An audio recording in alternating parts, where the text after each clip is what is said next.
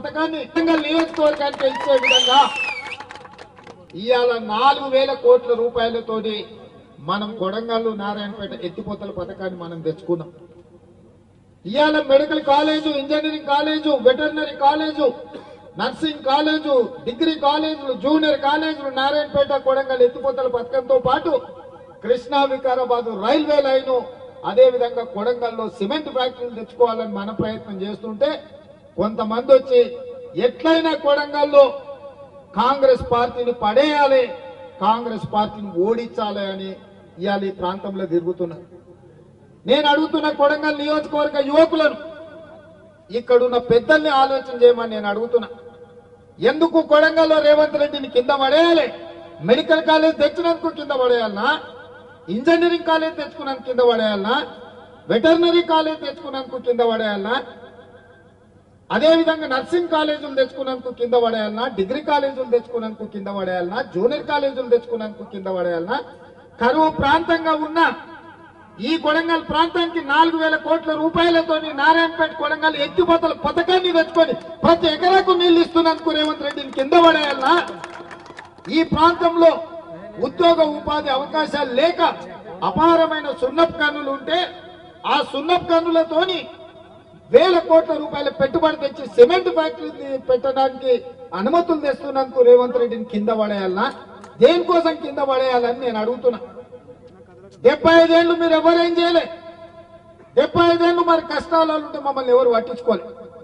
ఇవాళ అర్ణమ్మ బయలుదేరింది, నేను బీజేపీ జాతీయ ఉపాధ్యక్షురాలను. మంచిదే అమ్మా, కాంగ్రెస్ ఉన్నంతసేపు మంత్రి పదవులు అనుభవిస్తుంది. కాంగ్రెస్ కార్యకర్తలు భుజాల మీద పోసి నేను ఎమ్మెల్యేని చేసి మంత్రిని చేస్తే మంత్రి పదవి అనుభవించి ఇవాళ కార్యకర్తల గుండెల మీద దాన్ని బీజేపీలోకి పోయినాం. బీజేపీలోకి పోయామన్న పాలమూరు రంగారెడ్డి ఎత్తిపోతల పథకానికి ఏమన్నా జాతీయ ప్రాజెక్టులు తీసుకొచ్చినావా? ఈ జిల్లాకు సాగునీరు ఎంత అవసరమో మీకు తెలుసు. నరేంద్ర మోడీ 10 ఏళ్లు ప్రధానమంత్రిగా ఉంటే పాలమూరు రంగారెడ్డి ఎత్తిపోతల పథకానికి జాతీయ ప్రాజెక్టు తేలేదు. కానీ నువ్వు భారతీయ జనతా పార్టీలో జాతీయ ఉపాధ్యక్షురాలు పదవి తెచ్చుకున్నావు. దానివల్ల నీకు లాభమైంది, నీ కుటుంబానికి లాభమైంది తప్ప మా పాలమూరు జిల్లాకి ఏమన్నా ప్రయోజనం ఉందా అని నేను అడుగుతున్నా. ఇవాళ భరసింహారెడ్డి అర్ణమ్మ ఎట్లన్నా చేసే కొడంగల్ తుట్టి చేయాలి, తూటు ఒడవాలి, అప్పుడే రేవంత్ రెడ్డి ఇజ్జత్ తీయాలని ఇలా కంకణం కట్టుకొని ఇట్లకెళ్ళి చీకట్ల తిరుగుతున్నాడు. ఆడొకడు ఈడొకడు ఉంటాడు, మోపు అయితేనే ఉంటాడు. ఏ ఊర్లైనా అందరు మంచోళ్ళు ఉంటారా? ఎవడో ఒకడు తలమాసినోడు ఉంటాడు, ఎవడో ఒకడు ఎంగిల్ మెక్కులకు ఆశ పడేటోడు ఉంటాడు. అట్లాంటి వాళ్ళు కొంతమంది వాళ్ళ చుట్టూతో చేరి వాళ్ళందరికీ నేను ఒక మాట చెప్పదలుచుకున్నా. ఇవాళ మన ప్రాంత అభివృద్ధి మనం అందరం కలిసికట్టుగా ఉండి రాజకీయాలకు అతీతంగా కొడంగల్ నియోజకవర్గం నుంచి 50,000 మెజార్టీ ఇచ్చి పాలమూరు పార్లమెంట్ సభ్యుడిగా వంశీచంద్రెడ్డిని గెలిపిస్తే మీ సిపాయిగా ఢిల్లీలో ఉండి పాలమూరు రంగారెడ్డి ఎత్తిపోతల పథకాన్ని జాతీయ ప్రాజెక్టుగా తేవడానికి అవసరమైతే ప్రధానమంత్రితో కొట్లాడతాడు. రాహుల్ గాంధీ గారు ప్రధానమంత్రి అయితే 1,000 కోట్ల రూపాయలు నిధులు తీసుకొచ్చి పాలమూరు జిల్లాను అభివృద్ధి చేయడానికి ఉపయోగపడతాడు. అట్లాంటి అవకాశాన్ని జారవిడుచుకుందామా? ఇవాళ వాళ్ళు వీళ్ళు చెప్పినట్టు మనం నష్టపోదామా? అదేవిధంగా కాంగ్రెస్ ఓడగొట్టాలంటూ బీఆర్ఎస్ వాళ్ళు కూడా మోపారు. నేను అడుగుతున్నా, ఎందుకు ఓడగొట్టాలి కాంగ్రెస్ ను? ఆడబిడ్డలకు ఆర్టీసీలో ఉచిత బస్సు ప్రయాణం ఏర్పాటు చేసినాక ఓడగొట్టాలనా? పేదోళ్లకు రాజీవ్ ఆరోగ్యశ్రీ ద్వారా 10 లక్షల రూపాయలు ఏ దవాఖానకు పోయినా, అపోలకు పోయినా, యశోదకు పోయినా, కామినేని పోయినా బాజాబ్గా నడుచుకుంటా 10 లక్షల రూపాయలు వైద్యం అందించినందుకు ఇవాళ కాంగ్రెస్ పార్టీని ఓడగొట్టాలనా? ఇవాళ ఆడబిడ్డలకు 500 రూపాయలకే ఉచితంగా సిలిండర్ ఇస్తున్నందుకు ఇవాళ కాంగ్రెస్ పార్టీని ఓడగొట్టాలనా? ప్రతి పేదవాడికి 200 యూనిట్లు ఇంటికి ఉచితంగా కరెంట్ ఇచ్చినందుకు కాంగ్రెస్ పార్టీని ఓడగొట్టాలనా? ప్రతి పేదవాడికి ఆయన రాజశేఖర రెడ్డి గారు ఉన్నప్పుడు ఊరూరా ఇందిరమ్మ ఇల్లు ఇచ్చినాం, అడిగిన వాళ్ళకి ఇచ్చినాం, అడిగిన వాళ్ళకి కూడా ఇచ్చినాం. నువ్వు కట్టుకోవా, మళ్ళీ ఎప్పుడు వస్తుందో ఏమో, కాలం ఎట్లొస్తుందో. నీ పిల్లగానికి రేపు పెళ్లి అయితే కష్టమైతే పిల్లగాని కూడా ఒకటి కట్టుకోని తండ్రి కొడుకు కూడా ఆయన 25 లక్షల ఇందిరమ్మ ఇల్లు కాంగ్రెస్ పార్టీ ఇచ్చింది. 10 ఏళ్లు కేసీఆర్ అధికారంలో ఉన్నాడు. ఈ కొడంగల్ మొత్తంలో ఏ ఊర్లోనైనా డబుల్ బెడ్రూమ్ ఇల్లు వచ్చినాయా? ఎవరికైనా వచ్చినాయా? మా జర్నలిస్టులకు ఇళ్ళ పట్టాలని వచ్చినాయా? మరి ఏ పేదోడికి డబుల్ బెడ్రూమ్ ఇల్లు ఇయ్యని ఆ సన్నాసులు ఇవాళ మళ్ళొచ్చి రేవంత్ రెడ్డిని ఓడగొట్టాలి, రేవంత్ రెడ్డిని వడగొట్టాలి. ఈ కుట్రలు కుతంత్రాలు ఏందని నేను అడుగుతున్నా. ఇదే కాదు, నియామకాల కోసమే ఉద్యమం జరిగి 1200 మంది పిల్లలు ఆత్మ బలిదానం చేసుకుంటే తెలంగాణ రాష్ట్రం వచ్చింది. మీ అభిమానంతో గెలిచి కాంగ్రెస్ అధికారంలోకి వచ్చి నేను ముఖ్యమంత్రి అయిన 3 నెలల 30,000 ఉద్యోగాలు, ఎల్బీ స్టేడియంలో నిరుద్యోగ యువకులకు 30,000 ఉద్యోగాలు, నియామక పత్రాలు లెక్కబెట్టి తలలు లెక్కబెట్టి 30,000 మందికి ఉద్యోగాలు ఇచ్చిన. 30,000 మంది నిరుద్యోగ యువకులకు ఉద్యోగాలు ఇచ్చినందుకు ఇవాళ నన్ను ఓడగొట్టాలనా, నన్ను వడగొట్టాలనా?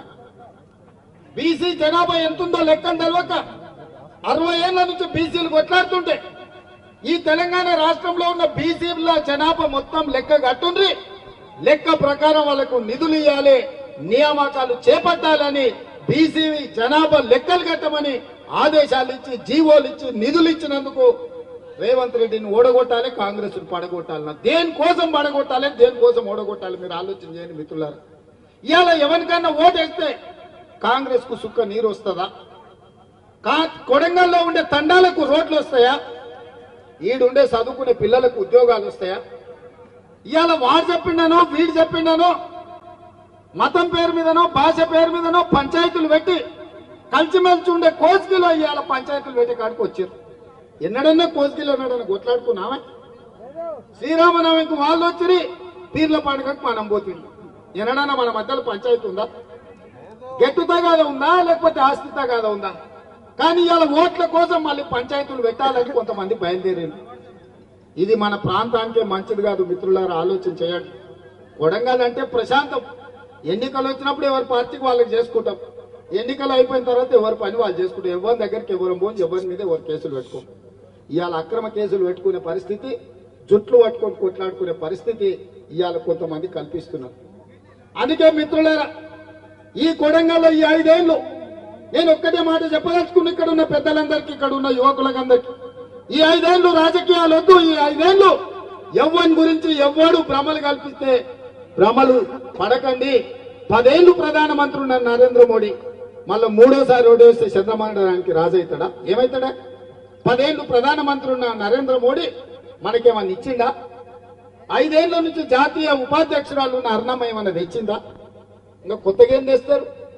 ఇవాళ మనకు అవకాశం వచ్చిన ఎంబడే 5,000 కోట్ల రూపాయలు తీసుకొచ్చి కోస్గిలో 1,00,000 మందితోని సభ పెట్టి రాష్ట్రంలో ఉన్న మంత్రులందరినీ కొడంగల్కు కోస్గికి రప్పించి శిలాఫలకాలేసి ఇవాళ అభివృద్ధి పనులు చేపట్టామా లేదా ఆలోచన చేసి ఊరూరు సందు సందు రోడ్లేసే బాధ్యత మనం తీసుకున్నాం.